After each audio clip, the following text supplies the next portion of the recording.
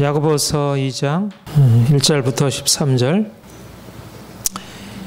오늘은 12절 13절 긍휼에 대해서, 심판을 이기는 긍휼에 대해서 함께 보겠습니다.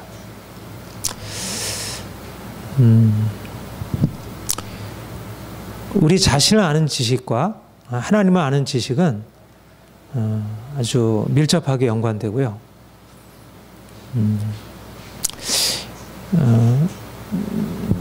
그 칼빙이 그 기독교 강요 1권 1장 1절에서 하나님을 아는 지식과 나를 아는 지식은 서로 깊은 상관성이 있다, 이렇게 얘기를 하고, 하나님을 알 때 비로소 나를 온전히 알 수 있고, 또 나를 알 때 하나님을 온전히 알 수 있다, 그렇게 얘기를 해요. 근데 이 말은 좀 더 깊이 들어가서 보면 내가 우리 자신을 아는 것이 하나님을 아는 것에 있어서 더 온전함을 가져오고, 또 하나님을 아는 것이 우리 자신 아는 데서 온전함을 가져온다는 말이 그러니까 하나님을 아는 것과 우리 자신을 아는 것이 서로 비슷하다는 의미도 말할 수 있지만, 그보다 오히려 그러니까 우리가 하나님을 알기 전에 우리 자신을 아는 것과 또 하나님을 아는 것, 하나님을 알고 나서 하나님을 아는, 우리 자신을 아는 것이 근본적으로 다르다는 것을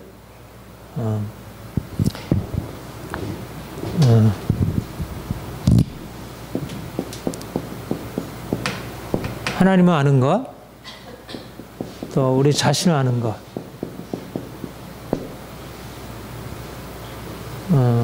그런데 하나님을 알 때까지 사실은 우리 자신을 제대로 알지 못하고, 또 우리가 자신을 온전한 의미에 알 때까지 하나님을 알 수 없다는 것.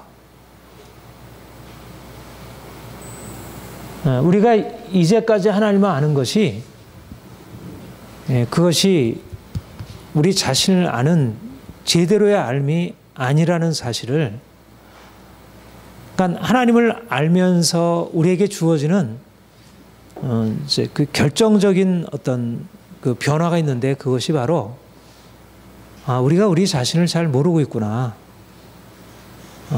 내가 이제까지 알고 있던 내가 아니었구나 하는 것을 새롭게 발견하는 것입니다. 우리가 하나님을 이제, 그러니까 하나님의 이렇게 다양한 하나님의 석구성, 하나님의 성품을 알게 되는데, 이제 그 중에 가장 대표적인 것, 오늘 여기 말씀하는데, 우리가 오늘 이제 살피고자 하는 이 하나님의 긍휼, 긍휼에 풍성하신 하나님, 이 긍휼의 하나님을 안다는 것이 무엇을 의미할까? 이것은, 그러니까 긍휼이라고 하는 것이 누구를 대상으로, 그 긍휼이라는 것은 그러니까 누구를 향한 감정입니까? 긍휼이라는 것은 행복해하고 기뻐하고 인생의 모든 것이 잘 되는 사람을 향해서 긍휼한 마음이 일어나겠습니까? 네? 긍휼이라는 감정은 누구를 향해서 일어나는 감정이죠? 네? 긍휼이라는 말이 불쌍히 여기는 마음이니까 근데 이건 동어 방법인데, 불쌍한 사람, 그러니까 정말 고통 가운데 있는 사람, 고통 가운데 있고 너무 처참하게, 그러니까 여기 앞에 얘기한 대로 남루한 사람, 가난하고 병들고 인생의 상처로 얼룩져 있고 문제 많고, 그러니까 하나님이 긍휼에 풍성하신 하나님이라는 말은 우리 인생이 어떠한 상태에 있음을 말하는 것이에요. 우리가 고통 가운데 있고 병들고 상처받고 찢겨 있고 절망적인 공경에 처해 있다는 것, 그것이 바로 하나님의 긍휼이라고 하는 그 속성을 나타내 보여주는 배경이에요. 긍휼에 풍성하신 하나님을 우리가 얘기를 하려면 그 긍휼을 받을 대상을 우리가 생각하지 않으면 하나님의 긍휼이라는 그 감정은 우리가 알 수 없는 거예요. 그러니까 아프리카에서 못 먹고 막 그러니까 길가에 버려져 있고 고통 가운데서 그 하이드 베이커 목사님 그 사랑이 나를 강권하시도다. 그제 보면 뭐 전쟁 고아로 버려져 있고 눈 멀고 소경되고 귀머거리, 그러니까 처참한 그 공경 속에 사는 그 아이들을 향한 하나님의 긍휼. 그러니까 긍휼이라고 하는 것은 이런 처참한 공경의 상태를 전제하고, 그러니까 하나님이 긍휼에 풍성하시다고 하는 것은 바로 그와 같은 우리의 모습, 인간의 모습이 그렇게 너무나 절망적이고 처참한 상황에 처해 있다는 것. 우리가 긍휼을 받은 자 되었다는 것은 그러니까 우리 자신이 그러한 예수님이 그 강도 만난 자의 비유에서 말씀하셨듯이 강도를 만나서 피 흘리고 신음하고 이거 죽어가는 그 여리고로 내려가던 사람이 경험한 것 같은 그런 상황. 그래서 선한 사마리아인이 거기서 지나가다가 그를 보고 불쌍히 여겨 그에게 내려와서 그의 상처를 싸매고 포도주로 붓고. 그러니까 하나님이 우리를 향하여 긍휼을 베풀어 주셨다. 하나님은 긍휼에 풍성하신 하나님이라고 하는 것을 우리가 만나는 것은 우리가 그렇게 처참한 강도받는 자처럼 우리가 누구도 우리를 도울 수 없고 너무나 고통이 극심하고 절망적이고 어떻게 할 수 없는 상황에서 하나님이 우리를 찾아오셔서 이제는 우리가 끝이구나, 아무것도 할 수 없구나 하는 상황에 우리에게 그분의 사랑으로 우리를 만나주시고 우리의 상처를 치유하시고 우리를 건져주시는 그것을 경험한 것이죠. 그러니까 우리가 긍휼히 여김을 받았다는 것은 한편으로는 그렇게 뭐 자랑하고 내세울 게 아니에요. 그렇죠? 다행인 거지. 뭐 감사한 거지 다행인 거죠.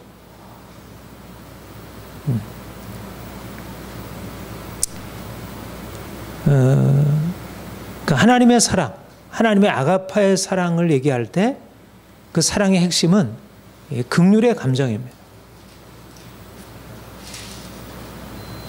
그러니까 하나님의 사랑을 누가 경험하는가? 하나님의 사랑은 인생의 모든 것을 다 누리고 있는 행복한 사람이 하나님의 사랑을 경험하는 게 아니고 인생의 저 밑바닥에서 피 흘리고 고통하며 쓰러져 있는 강도 만난 자와 같은 사람들이 그 하나님의 사랑을 경험한 것입니다. 아, 하나님은 사랑이시구나. 그 엄청난 하나님의 사랑이 느껴진 사람은 누구냐면 절망적인 공경 속에 있었던 사람들. 예수님 당시에도 누가 예수님을 통해서 하나님의 사랑을 경험했느냐 하면 죄인들, 세리들, 병든 자들, 눈먼 자들, 귀머거리들, 중풍병자들, 문둥이들, 각색 병자들이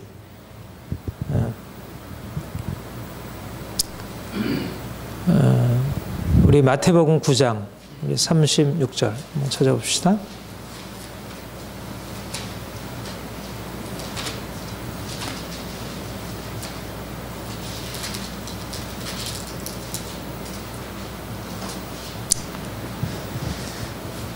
음,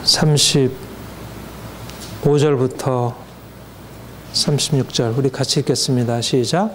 예수께서 모든 도시와 마을에 두루 다니사 그들의 회당에서 가르치시며 천국 복음을 전파하시며 모든 병과 모든 약한 것을 고치시니라. 무리를 보시고 불쌍히 계시니 이는 그들이 목자 없는 양과 같이 고생하며 계시니라. 주님께서 다니시면서 천국 복음을 전파하시고 모든 병과 모든 약한 것을 고치셨어요. 하나님의 능력이 거기에 나타났습니다. 근데 하나님의 능력만 나타난 게 아니고 예수님이 가시는 곳에 하나님의 엄청난 능력, 치유의 능력만 나타난 게 아니고 무리를 보시고 불쌍히 여기사 사마리아인이 강도 만난 자를 향하여 불쌍히 여긴 것처럼 예수님께서 목자 없는 양과 같이 고생하며 기진하고 있는 길 잃은 양들을 향한 불쌍히 여기는 하나님의 아가페 그 긍휼과 사랑의 마음이 불릴듯 일어나고 그리고 그 사랑이 부어진 것입니다. 그 사랑이 그들을 향하여 부어지고 그들이 그 사랑의 능력으로 그들이 변화되고 새로운 인생으로 들어가요. 우리가 그런 얘기를 하죠. 난세가 영웅을 만든다고요. 그렇죠? 난세가 영웅을 만들어요. 그러니까 모든 사람들이 다 두려워 떨고 하는 그 처참한 이거는 어둠이라고 여겨지는 그 상황에서 그 용기 있는 영웅, 그 지혜와 모든 지략에 뛰어난 영웅이 그 당시에 등장하는 거예요. 그 어두움이 빛을 보여주는 하나의 배경으로 작용하는 거예요. 마찬가지로 하나님의 사랑이라는 그 엄청난 빛이 어디에 나타나냐면 처참한 인경의 공격, 그 불쌍 고생하며 유리하는 양들. 여러분, 그 부모가 자녀들을 사랑하는 것은 그 건강할 때나 병들 때나 똑같잖아요. 그렇죠? 그 사랑이 이렇게 차이가 있는 건 아니잖아요. 근데 자녀를 향한 사랑이 더 강렬하게 일어나는 때는 언제예요? 아이가 거의 죽게 되었을 때, 교통사고를 당하고, 죽을 병에 걸렸을 때, 부모 자신도 느끼지 못하는 엄청난 사랑이 그 안에 막 불릴듯 일어나서, 그 긍휼의 마음이, 그렇잖아요? 그러니까 아이가 아픈 거는 안 좋은 거잖아요. 이건 불행한 일이잖아요. 근데 불행한 일인데 그 불행한 일을 통해서 잠재되었던 사랑의 엄청난 폭발력이 일어나 보이는 거예요. 그러니까 오히려 불행한 일을 만남으로 인해서 그동안은 이렇게 미적지근하던 관계가 엄청난 뜨거운 관계로 변화되는, 부부간에도 그렇고요. 그렇죠? 물론 그런 고통스러운 일 때문에 오히려 관계가 더 문제가 생기는 경우도 있지만 오히려 그 이전에는 모든 상황이 다 좋게 됐을 때는 서로 간에 갈등도 있던 상황에서 문제가 생기면서 잠재되었던 사랑의 감정이 나타나듯이 어떻게 보면 인생의 그 고통스러운 상황이 그것만을 보면 이건 너무 안 좋은 것으로 여겨지지만 그것은 하나님의 그 뜨거운 긍휼의 마음을 부게 하기 위한 하나의 배경으로 전제로 작용하고 있었다. 이것이 바로 예수님이 이 땅에 오셔서 하나님의 사랑을 나타내시는 방식이었어요. 우리가 하나님의 사랑이 엄청난 거라고 얘기를 하잖아요. 이거 인간의 사랑과는 다른 거라고 얘기하잖아요. 근데 그 인간의 사랑과 다른 것은 바로 우리가 생각하는 것보다 저 밑바닥의 인생의 모습. 정말 인생은 더 이상 이건 인생이 아니야. 이것은 더 이상 인생이라 할 수 없어라고 생각하는 그 밑바닥에 인생이 처하게 되었을 때 거기에 사랑이 나타나게 된 거죠. 이것을 긍휼이라 얘기를 하는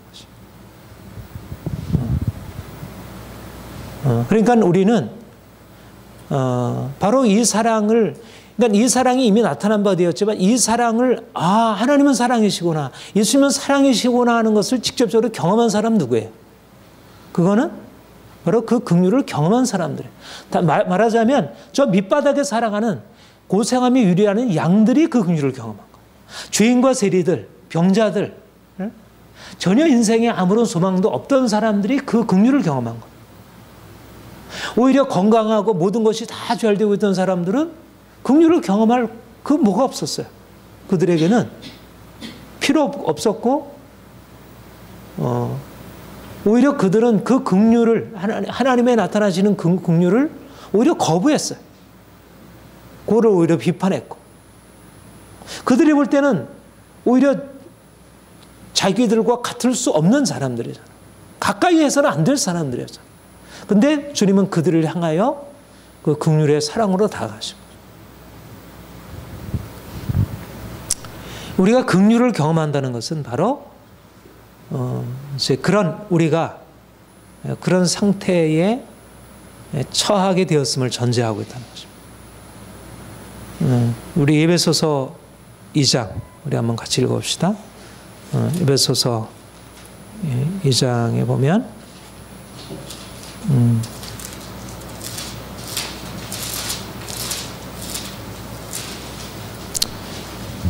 에베소서 2장 3절, 4절, 5절 우리 같이 읽겠습니다. 시작.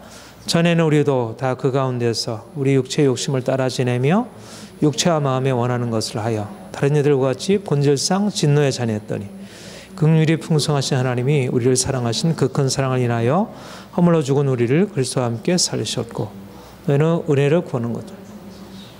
그러니까 예수님 당시에 유대인들은 육체 질병으로 인하여 그들의 질병과 고통으로서 방황하고 유리하고, 물론 그들도 영적으로 병들었지만 드러나 있는 것은 육체적인 그들의 고통과 절망적인 상황에 주님의 긍휼로 다가오신 것이잖아요. 근데 여기서는 육체적인 것도 물론 내포하고 있지만 특별히 우리 영적인 상황, 우리가 하나님의 육체와 마음의 욕심을 따라서 원하는 걸 하여 본질상 진노의 자녀였더니, 그런데 그 상황에서 긍휼의 풍성하신 하나님이 우리를 사랑하신 그 큰 사랑을 인하여 강도 만난 자와 같이 사단에 매여서 종로로 타고 그래서 저주 아래 절망적인 공경에 처해 있었던 우리에게 긍휼의 풍성하신 하나님이 우리에게 오셔서 우리를 그 긍휼로 그 절망적인 공경에서 벗어나게 하고, 여러분 우리의 절망적 공경, 하나님의 긍휼. 우리의 경험적인 사실은 뭐예요? 이거잖아요. 그러니까 우리가 하나님 없이 우리 자신을 바라보게 되면 우리는 절망적 공경에 처해 있는 거예요. 우리는 저주 아래 있고 질병 속에서, 마음의 상처 속에서, 다른 사람의 미움과 따돌림과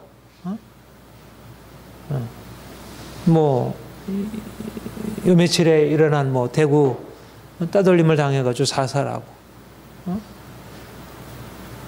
그런 게 이제 극단적으로 나타나는 경우들이지만 사실 유사한 우리의 삶이잖아요.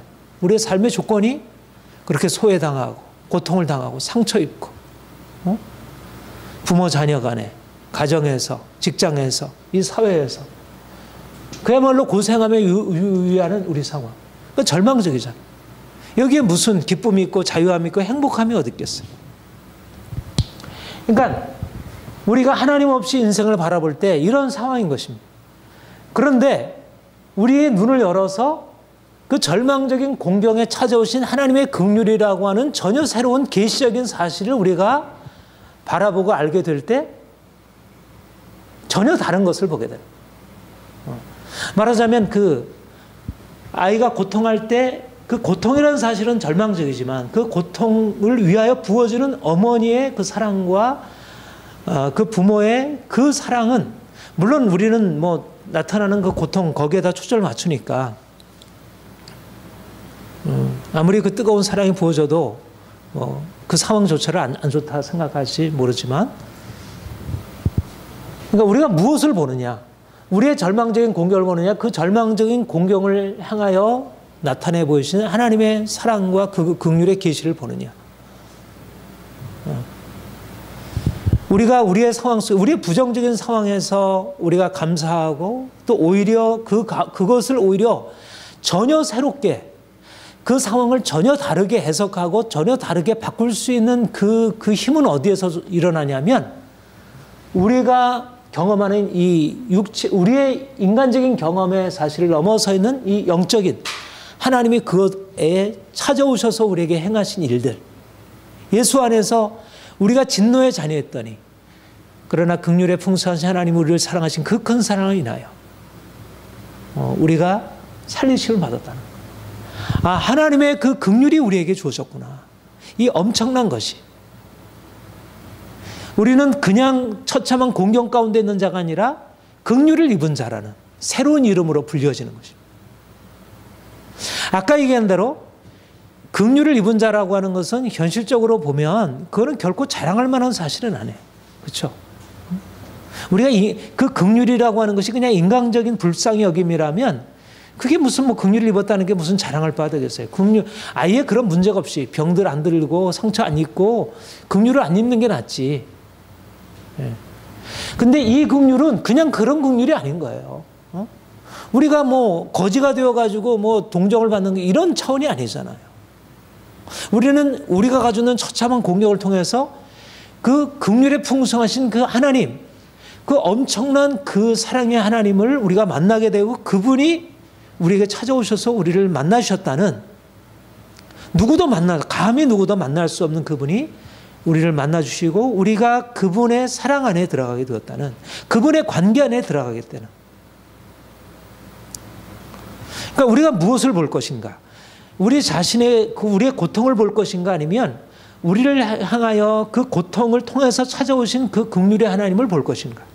그 하나님의 긍휼을 바라볼 것인가? 그러니까 우리의 상황을 다른 시각으로 볼 수 있다는 것입니다.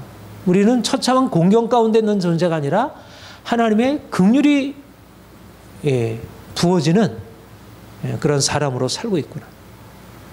같은 개념이 아니잖아요. 전혀 다른 것입니다.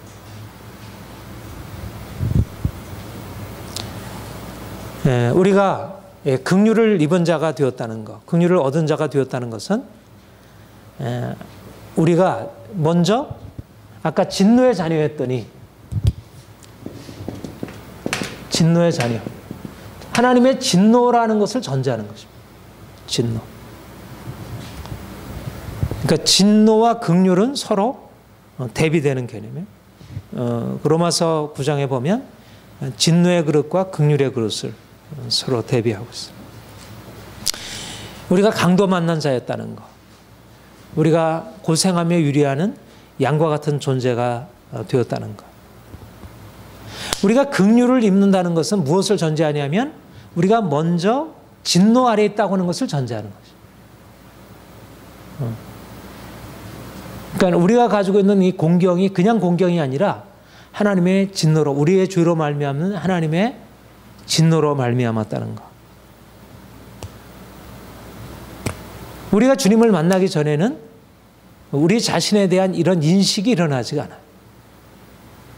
우리는 그냥 우리 자신을 그냥 괜찮다고 생각을 해요. 근데 하나님을 만나면서 우리에게 일어나는 인식의 전환이 뭐냐면, 우리가 강도 만난 자였고 우리가 진노 아래에 있는 자라고 하는 사실을 사실 비로소 발견하게 돼요. 그래서 하나님을 아는 것이 우리에게 그러니까 두 가지 사실을 함께 알려주는 것입니다. 우리는 먼저 하나님을 알기 전에는 우리가 어떤 저라고 생각하냐면 나름대로 뭐 문제가 있지만 그런대로 우리는 괜찮은 존재라고 생각합니다. 그런데 하나님을 알게 되면서 우리가 진노 아래 있는 자, 그리고 하나님의 긍휼 아래, 그러니까 우리가 진노 아래에 있었지만 하나님의 긍휼이 우리에게 부어진 바 되었다는 사실을 알게 됩니다. 이게 하나님을 아는 것, 하나님의 계시가 우리에게 주어지면서 일어나는, 그러니까 하나님의 긍휼이 우리에게 부어지기 위해서, 하나님의 긍휼이 우리에게 부어져서 우리를 그 진노에서 우리를 건져내서 우리를 살리시기 위하여 행하시는 그 첫 번째 일은 우리가 하나님의 진노 아래에 있다는 사실을 알게 되는 것입니다. 그러니까 우리가 하나님의 긍휼을 경험한다는 것과 우리가 하나님의 진노 아래에 있다는 사실을 깨닫게 되는 것은 같이 오는 거예요. 이게 굉장히 중요해요. 긍휼이라고 하는 것은 말씀드린 대로 이것은 보통 사람들에게 긍휼이라고 내가 너를 불쌍히 여겨. 나는 너를 사랑해. 너는 너무 불쌍해. 너무 불쌍해. 이렇게 말하지 않잖아요. 불쌍히 여긴다는 것은, 내가 너를 불쌍히 여긴다는 것은 나는 괜찮다고 생각했는데 너무너무 불쌍해. 이렇게 우리가 얘기한다는 것은 내가 스스로 자신을 인식하는 것과 다른 무언가 내게 고통스러운 게 있다는 얘기를 상대방이 보고 있는 것을 얘기를 하는 거예요. 주님이 나를 불쌍히 여기고 있다는 얘기는 내가 스스로는 나는 괜찮다고 여기는데 내 안에 뭔가 불쌍히 여길 무엇인가가 있는 것이죠. 그리고 거기서 건져내 주는 거예요. 말하자면 내가 알지 못하는 질병이 나를 이렇게 지금 절망적인 것에 이제 넣은 것이에요. 근데 내가 그것을 깨닫지 못했던 거예요. 근데 사랑의 하나님이 우리에게 다가오셔서 우리의 절망적인 공경을 드러내시고 우리로 하여금 이제 그 공경에 처해 있는 자신을 깨닫고 그분의 긍휼을 바라보고 나가게 한 거예요. 그러니까 어떻게 보면 우리가 이미 우리가 절망적인 공경 속에서 강도받는 자라고 하는 스스로를 알고 하나님 나를 도와주세요 하라는 측면도 있고 그런 면에서 하나님의 긍휼을 경험하는 것도 있고요.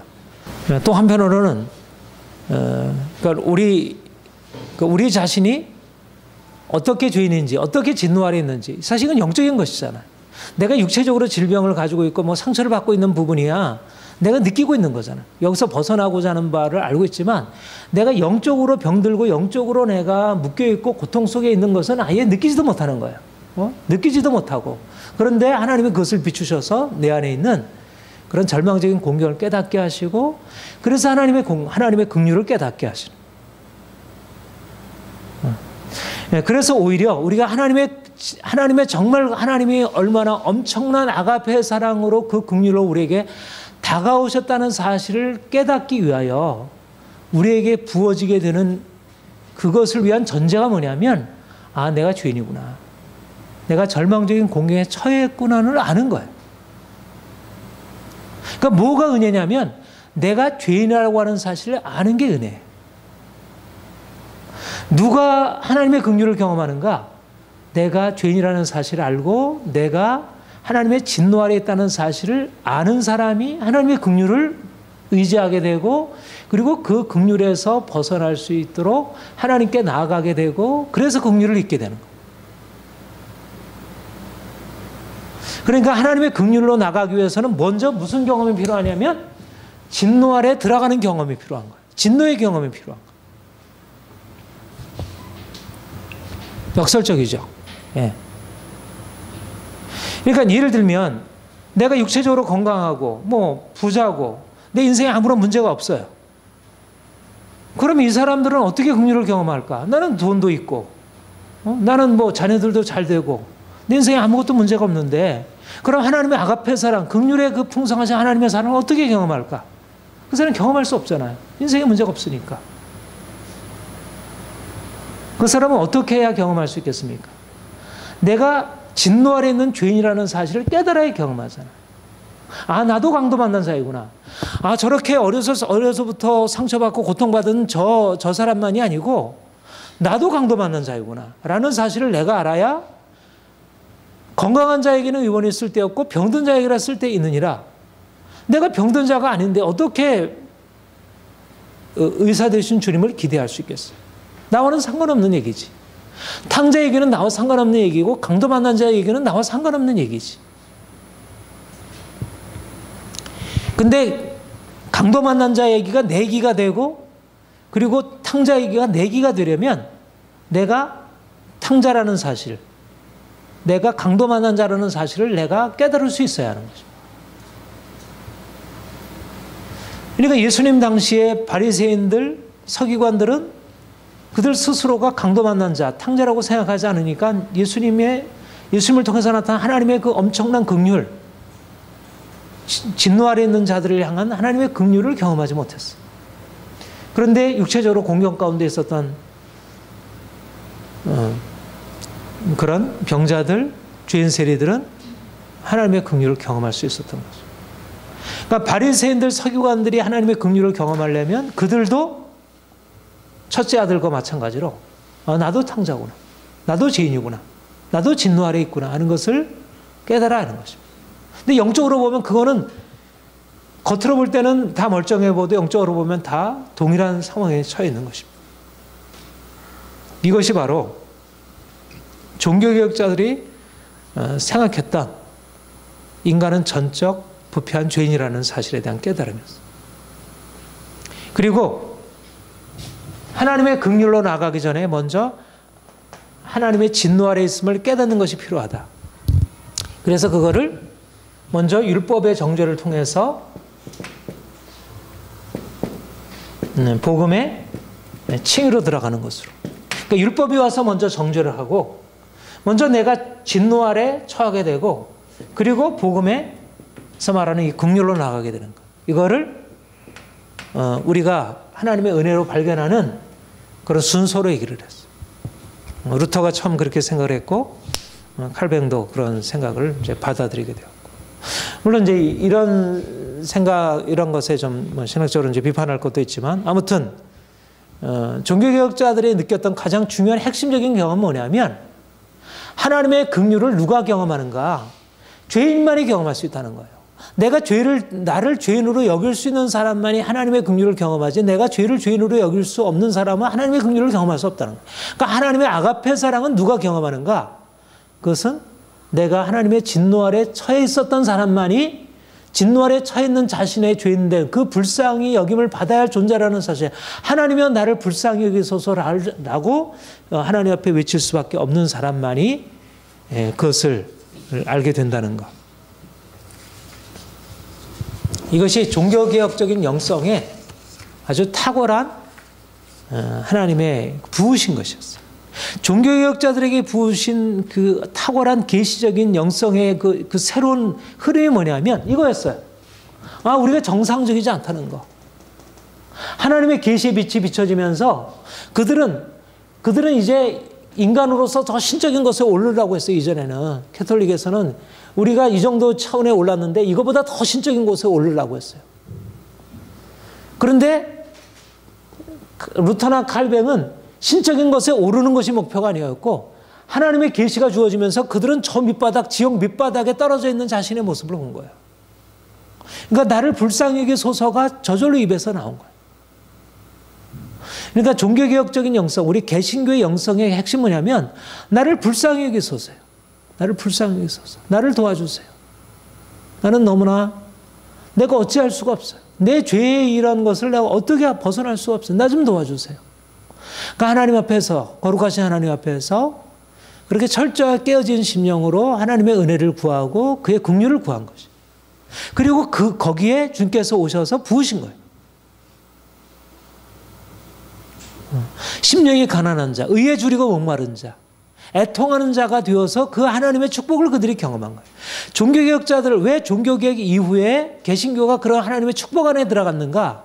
바로 이 바리새인과 같은 사람들이 이제 저 죄인과 세리의 밑바닥으로 낮아서서 하나님이여 나를 불쌍히 여기소서라는 그 영성, 죄인의 영성으로 서게 되었던 것입니다. 거기에 긍휼을 경험한 것이에요. 긍휼을.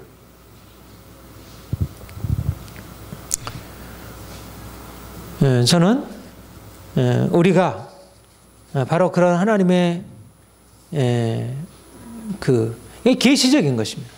그러니까 우리가 가지고 있는 일반적인 것과 다른 거예요. 하나님의 긍휼이라고 하는 것은 우리가 가지고 있는 육체적인 조건, 어떤 현실적인 우리의 조건, 우리의 마음의 상태, 우리가 불행을 느끼는 것, 이런 것 때문에 하나님 나를 도와줘서. 그렇다면 오늘 잘 사는 사람들은 필요 없잖아요. 그렇잖아요. 네? 오늘날 서구 사람들은 우리가 이제 만불 올라가고 이러니까 더 이상 하나님 앞에 나와서 기도할 뭐가 없어져 버리잖아요. 아프리카, 북한 이런 사람들은 하나님 나 좀 도와주세요. 이게 되는데 우리는 이미 모든 것이 다 주어지고 행복하니까 더 이상 우리 스스로를 불쌍히 여길 존재라고 생각하지 않는 거예요. 이제 우리가 다른 사람이 베풀고 이런 말은 되겠지만, 그러니까 윤리 도덕으로 갈 수가 있는 거지. 근데 우리가 윤리 도덕으로 그러면 종교개혁 당시에 칼뱅과 루터는 그들이 그렇게 불쌍한 처지에 있었기 때문에 하나님의 나를 불쌍히 여기소서 그런 영성을 그들이 찾았는가? 그렇지 않다는 거예요. 루터나 칼뱅 다 고상한 사람들이지.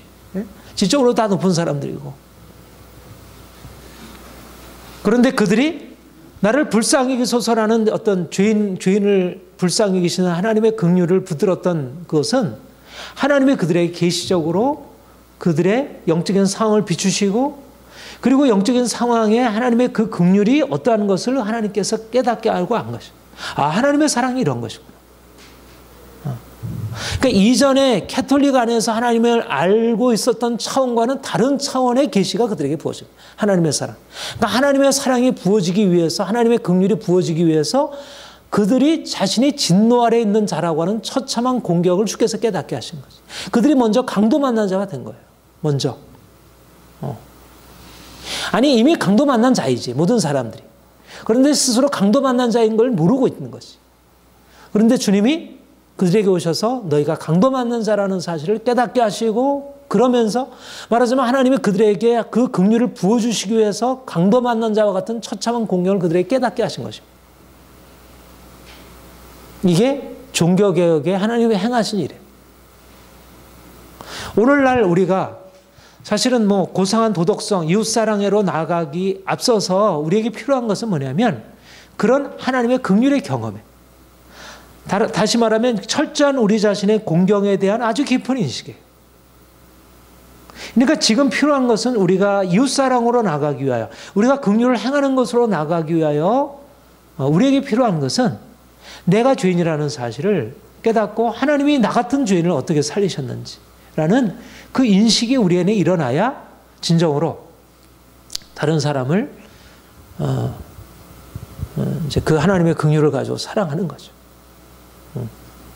이게 평생, 그러니까 종교개혁자들이 이 하나님의 사랑과 이 긍휼을 경험하고 그 깊은 수원에서부터 사실은 개신교의 모든 다른 것들이 흘러져 나간 거죠. 이게 엄청난 거예요.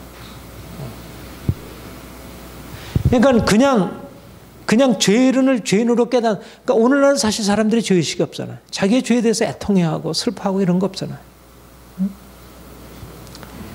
그런데 우리가 하나님의 사랑과 긍휼에 대해서 감사하고 감격해하고 하는 것이 온전하게 지속이 되려면 사실은 우리 안에 우리 존재에 대한 어떤 깊은 인식. 그러니까 칼빈이 얘기했던 우리 자신을 아는 것, 우리 자신이 얼마나 비참한 징후에 있다는 사실을 알아야 그것과 대조되는 하나님의 사랑에, 하나님의 긍휼에 엄청난 것을 온전히 알 수 있다는 것. 그런 의미에서 우리 안에 이런 하나님의 긍휼의 경험이 좀 계속 했으면 좋겠다, 그런 생각을 듭니다.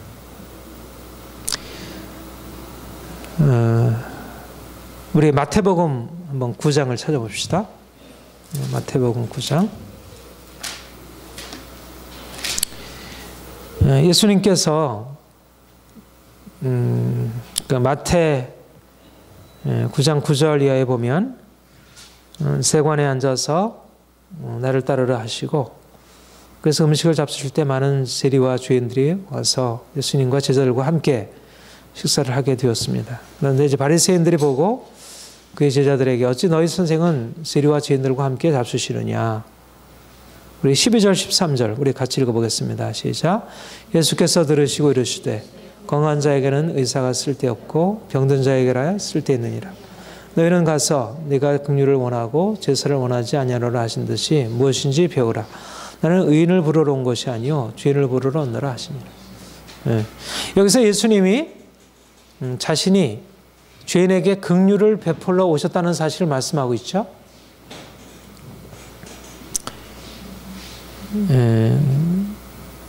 죄인들에게. 근데 13절에 너희는 가서 긍휼을 원하고 제사를 원하지 아니하노라 하신 뜻이 무엇인지 배우라. 이거는 호세아 6장 6절의 인용인데요. 호세아서는 하나님이 죄인된 이스라엘, 하나님을 떠나 하나님의 진노 아래 있는 이스라엘을 향하여 어떠한 긍휼로 찾아오셔서 그들을 다시 구원하시는지를 말씀하고 있어요. 우리 호세아 6장 한번 봅시다. 호세아. 호세아가 1257, 1262, 거기 보면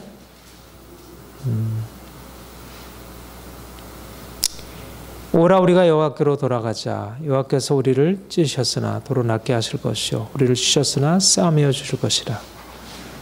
여호와께서 이틀 후에 우리를 살리시며 셋째 날에 우리를 일으키시리니 우리가 그의 앞에서 살리라. 그러므로 우리가 여호와를 알자. 힘써 여호와를 알자. 그의 나타나시면 새벽까지 어김없이 나타나니 땅의 적시는 늦은 바 같이 우리에게 임하시리라. 에브라임아 내게 어떻게 하랴. 유다야 내가 어떻게 하랴. 너희 이내가 아침 구름이나 없어지니 있을 같도다. 그러므로 내가 선지자들로 그들을 치고 내 입의 말로 그들을 죽였노니 내 심판은 비처럼 나오니라. 우리 6절 같이 읽겠습니다. 시작. 나는 인애를 원하고 제사를 원하지 아니하며 인애보다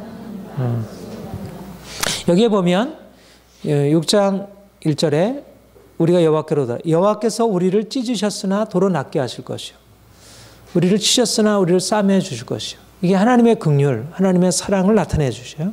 그리고 그들에게 말씀하기를 나는 인애를 원하고, 하나님이 그 인자와 긍휼로 자신의 성품을 드러내셨어요.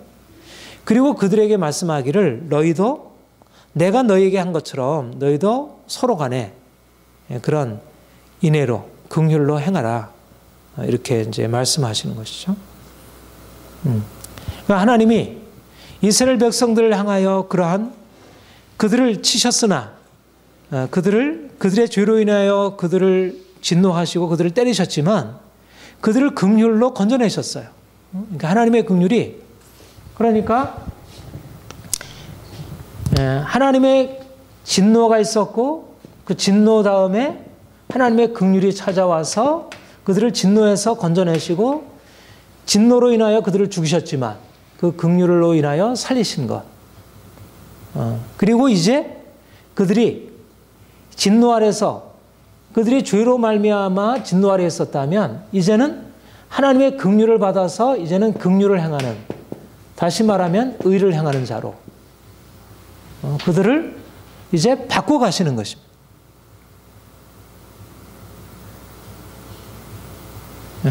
이것이 하나님이 이스라엘 백성들을 향해서 나타나시고자 하는 하나님의 뜻이에요.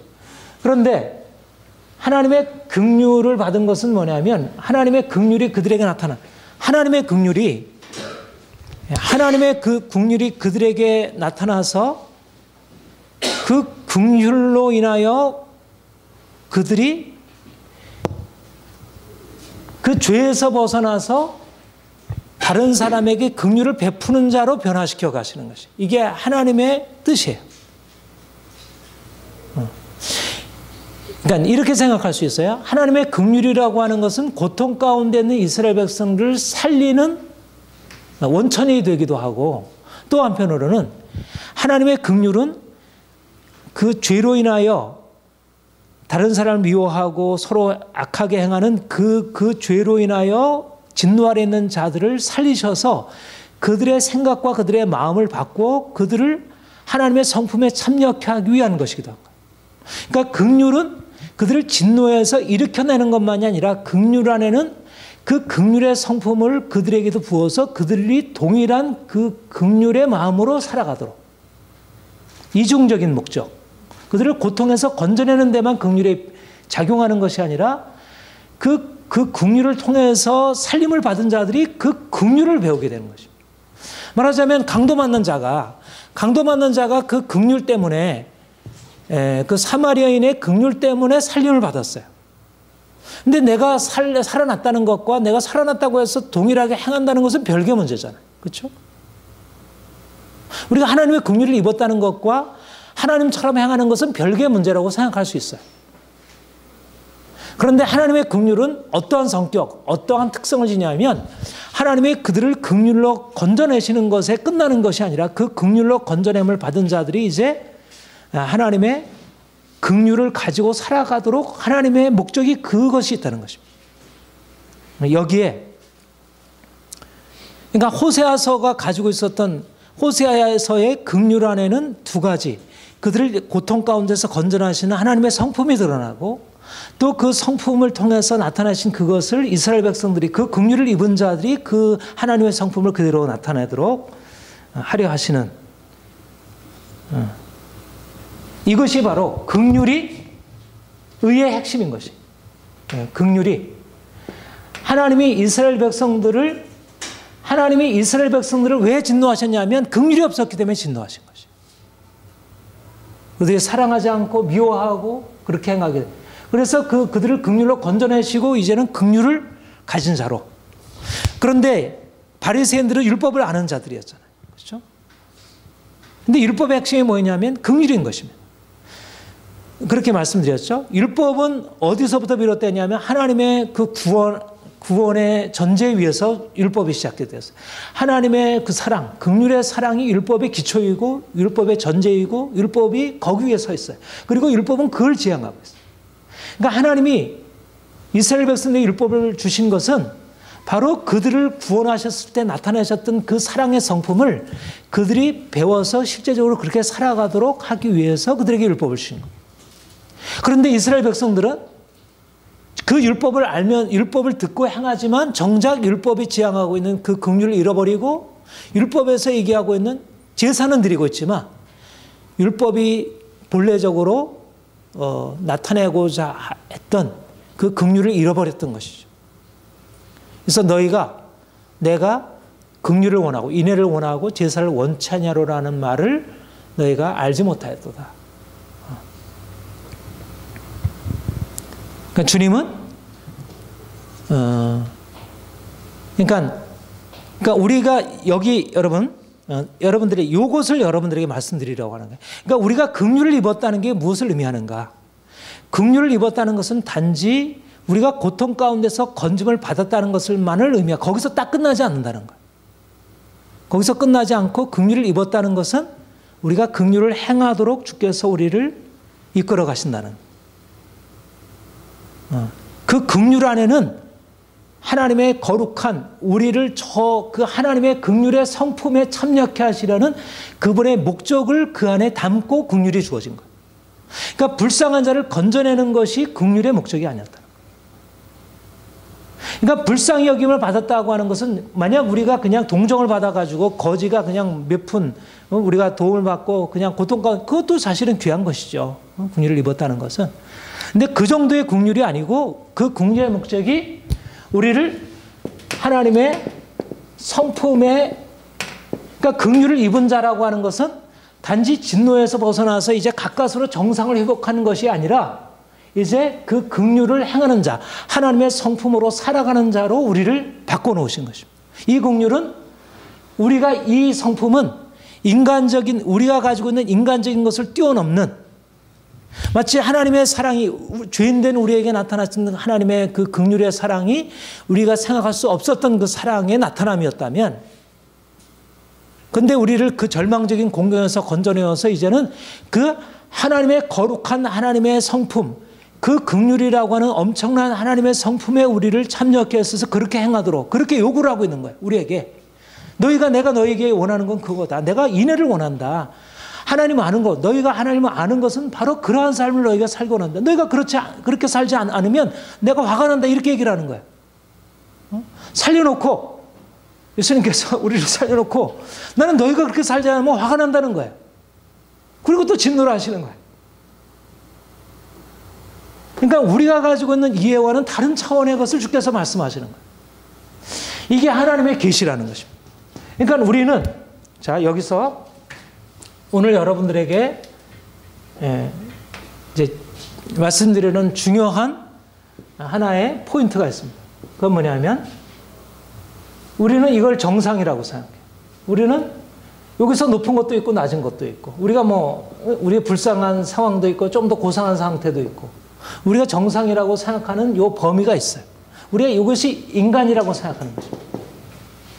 근데 하나님은 우리에게 오셔서 우리가 생각했던 그 정상의 범위를 넘어서서 우리가 처해 있는 상황을 보이셔요. 우리를 저 지옥 밑바닥으로 끌어내리시는 거예요. 우리는 그런 대로 이제까지 괜찮다고 생각했는데 우리의 상황이 괜찮은 상황이 아닌 거예요. 우리는 절망적인 거예요. 우리는 불쌍한, 우리는 강도받는 자인 거예요. 내가 멀쩡한데 이렇게 멀쩡한 사람인데 나를 강도받는 자라고 하는 거예요. 나를 소경이라고 하는 거예요. 나를 귀머거리라고, 나를 문둥병자라고 하는 거예요. 그러니까 바리새인들이 예수님의 말씀을 들을 수 있겠습니까? 이해가 안 되는 거지. 멀쩡한 사람 보고 죄인이라고 하니. 종교개혁자들이 멀쩡한 사람들을 데리고 전적으로 부패해 있고 완전히 우리의 뭐 이성은 뭐 창렬하고 얘기하고 이게 말도 안 되는 얘기지. 그런데 우리가 하나님의 계시를 통해서 우리에게 나타나는 것은 그런 우리의 절망적인 상황이 우리에게 보여지는 것입니다. 아, 우리가 정말 긍휼을 받아야 할 자이고, 그리고 내가 그 긍휼을 받은 자이고, 나 같은 죄인을 살리셨구나. 그리고 내가 긍휼을 받았다고 하는 그 사실이 믿어지는 사람에게 어떤 일이 일어나게 되냐면, 내가 긍휼을 받았다는 것은 내가 긍휼을 받아가지고 이제 가까스로 이 정상을 회복한 게 아니고, 그 긍휼의 경험이 나를 그 하나님의 긍휼의 성품으로 나를 끌어올리는 것입니다. 그러니까 내가 이 밑바닥으로 떨어졌는데, 이 밑바닥으로 떨어진 목적은 뭐냐면 하나님의 그 영광의 성품으로 우리를 끌어올리시기 위한 것입니다. 그러니까 우리가 예수님을 믿는 사람들이, 예수님을 믿는 사람들의 사고를 세상이 이해할 수 없는 것은, 믿는 사람들은 자신에 대해서 너무 비관적인 거예요. 자기는 뭐 아무것도 아니고, 자기는 벌레만도 못하고, 나는 정말 도무지 받아줄 수 없는 그런 진노의 자식이라고 하는 사실을 너무 깊게, 실제적으로 그렇게 느끼는 거예요. 그런데 또 놀라운 것은, 내가 이제 살아서 내가 하나님의 성품에 참여해가지고, 내가 하나님처럼 내가 산다는 그런 생각을 가지고 살아가고. 그러니까 말하자면 우리는 땅에 살고 있는데, 이 땅에 살고 있는데 우리는 지옥과 천국을 이 1차원의 세계에서 2차원, 3차원의 세계로 하나님이 우리를 저 밑바닥에서, 이게 우리를 죽이시고 살리시고, 우리를 치시고 우리를 싸매시고, 이게 하나님이 우리에게 만나셔서 행하시는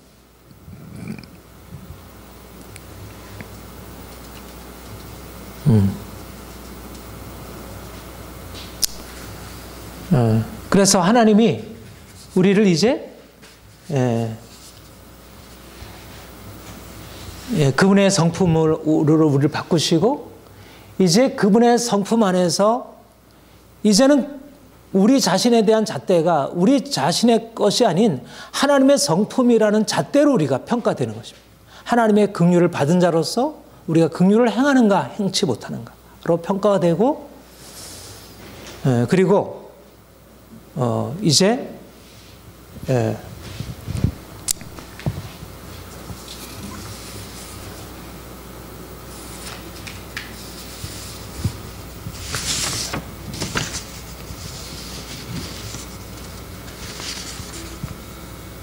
그 하나님의 긍휼을 행함으로써 하나님이 주시는, 그러니까 하나님의 긍휼을 행함으로써 하나님이 주시는 그 엄청난 축복에로 들어가는. 자, 우리 야고보서 우리 본문 한번 다시 봅시다. 본문 2장 12절 13절.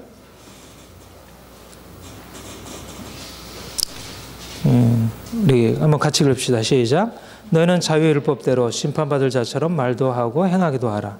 긍휼을 행하지 아니하는 자에게는 긍휼 없는 심판이 있으리라. 긍휼은 심판을 이기고 자랑하느니라.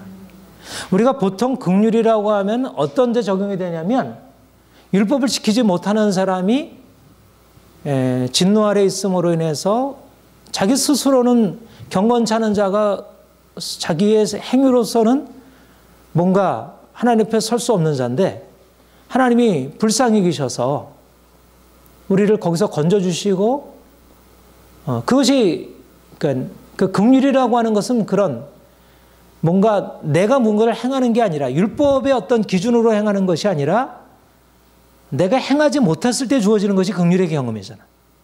근데 여기는 뭐라고 해요?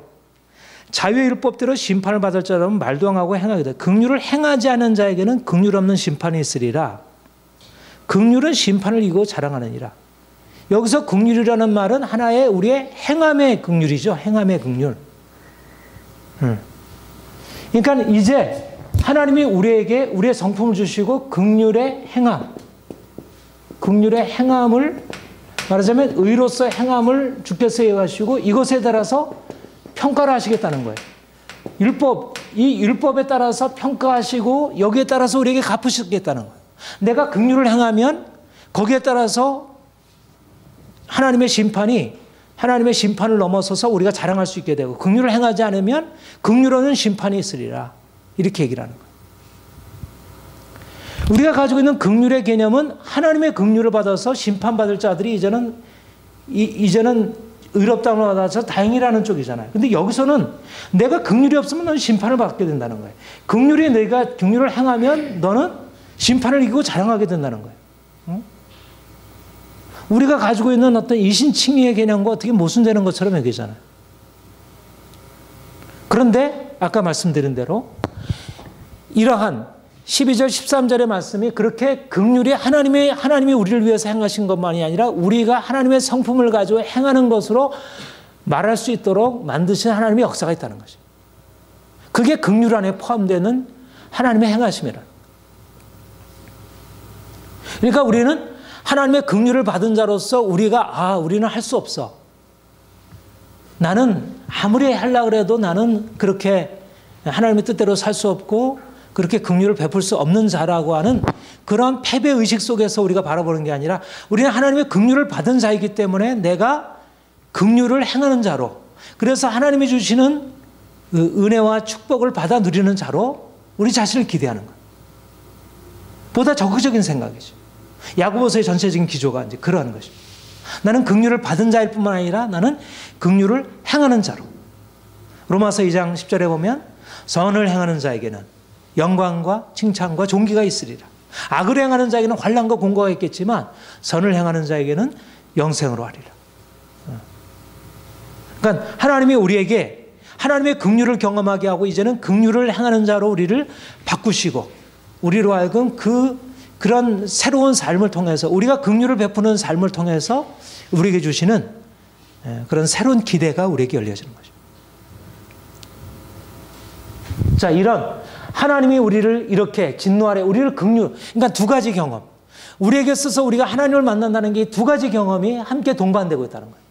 그리스도인들은 누구인가? 나는 죄인이고 아무것도 할 수 없는 자이고, 그런데 하나님이 나 같은 죄인을 살리셔서 나를 긍휼히 여기셨다는. 그래서 너무 자유함이 있는 거예요. 여전히 우리가 죄인이지만, 여전히 우리가 공경 가운데 있지만, 그러나 거기에 낙심치 아니하고 나는 긍휼을 입은 자라는 그런 확신과 담대함 속에서 있는 거죠. 그런데 거기서 넘어서서 이제는 긍휼을 입은 자로서 내가 긍휼을 베풀고 행하는 자로 하나님이 나를 바꾸셨고, 그렇게 하나님께서 나를 행하실 것을 바라보고 긍휼은 심판을 이기고 자랑하느니라. 내가 긍휼을 베푸는 자로서 이제는 내 삶에 대해서 자랑하고 그렇게 기대하고 살아가는 것입니다. 우리 믿는 자들에게는 이래서 자유율법대로 심판받을 자로 우리가 율법을 그렇게 우리가 주님을 만나기 전에는 율법이라고 하는 것은 어떤 것이냐면 우리를 진노회로 떨어뜨리는 그런 의미밖에 작용하지 않았어요. 그런데 이제 우리가 긍휼을 입은 자로서 우리에게 주어지는 율법은 새로운 의미로 다가오는 것입니다. 우리는 긍휼을 입은 자이기 때문에, 그리고 그냥 긍휼을 입은 자로서 늘 그렇게 우리는 스스로 행할 수 없고, 하나님의 긍휼이 아니면 율법과 우리와의 관계는 늘 긍휼을 입는다는 쪽으로만 생각하는 게 아니고, 나는 긍휼을 입은 자이기 때문에 이제는 긍휼을 입은 자로서 자유의 율법대로 심판받을 자로서 행하는 것. 말하자면 율법이라고 하는 것은 나로 하여금 이제 적극적으로 나를 인정해주고 칭찬해주고 나를 보상해주고 나를 그 하나님의 영광과 축복으로 인도할 것으로 이해가 되는 거예요. 그러니까 시편에서 말씀하는 것처럼 율법이라고 하는 것이 우리에게 절망과 두려움을 가져다 주는 게 아니라 율법이 오히려 우리로 하여금 더 하나님의 은혜를 기대하도록. 내가 이렇게 선을 행하는데 하나님이 나를 축복하시겠구나. 내가 이렇게 의를 행하는데 하나님이 나를 축복하시겠구나. 오늘 아침 우리 큐티한 본문이 시편 97편인데 한번 이 부분만 같이 한번 봅시다. 시편 97편.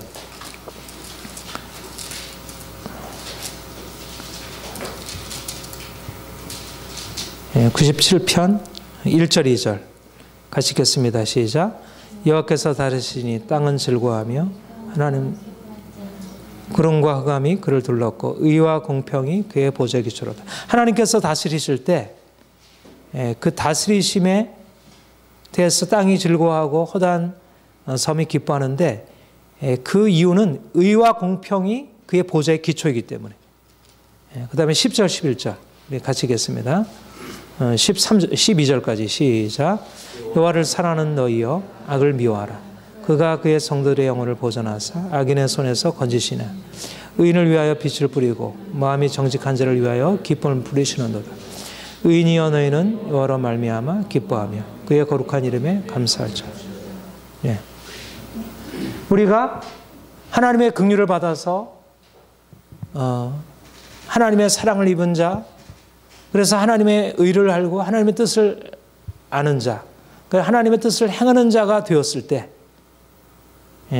우리는 하나님의 다스리심, 의인들을 위하여 심판하시고 공평과 정의로 판단하시는 그분 앞에서 살기 때문에, 그래서 하나님의 그 다스리심이 한량없는 위로와 기쁨으로, 기대함으로,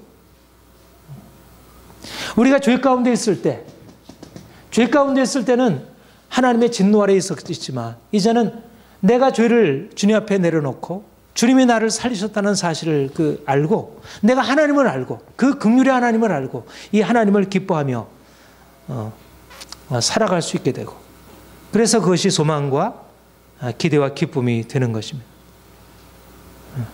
그러니까 하나님이 우리를 정의로 심판하신다는, 하나님의 율법이 율법대로 심판하신다는 것, 이거는 우리가 하나님의 긍휼을 받고 그의 긍휼을 따라 행하는 자들에게 이거는 너무나 큰 위로인 거예요. 저는 요즘에 이렇게 아침마다 시편 가지고 이렇게 같이 큐티를 하면서, 야, 이게 참 이 정의라는 것이 이렇게 좋은 것이구나. 하나님의 율법을 따라 심판하신다는 것이 너무 귀한 것이구나.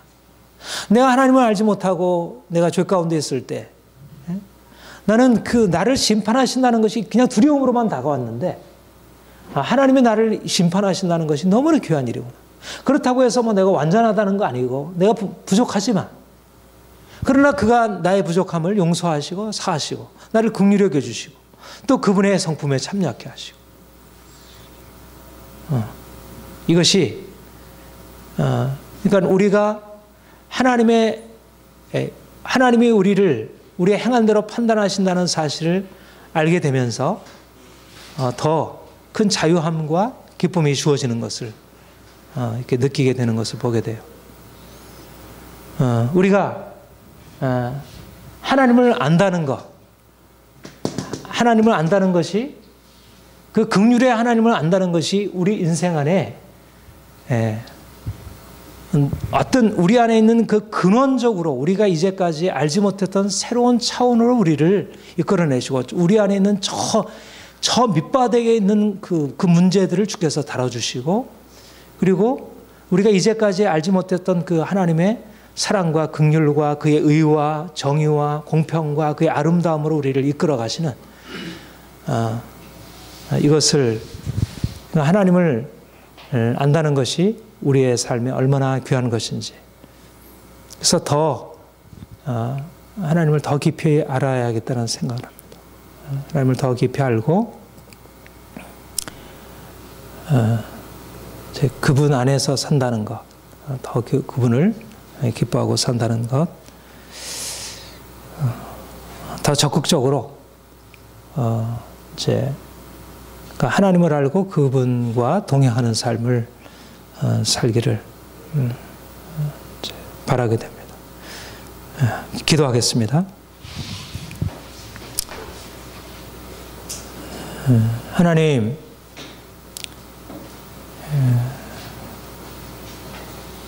우리가 진노의 자녀였지만 하나님께서 우리를 긍휼히 여겨주시고 우리를 긍휼을 입은 자로 하나님의 엄청난 사랑 안에 사는 자로 우리를 그렇게 행하게 하시니 감사드립니다.